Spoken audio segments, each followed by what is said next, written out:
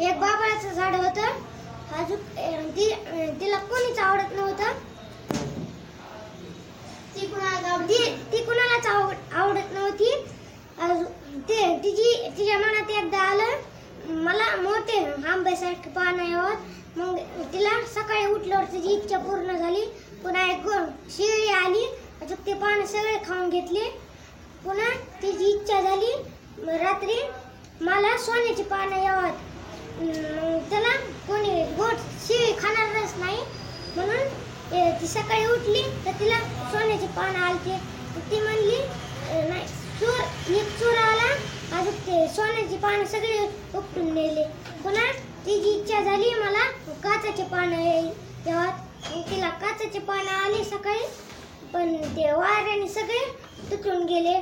मग तिच्या मनात आलं मी जशी होती तशीच चांगली. सांगू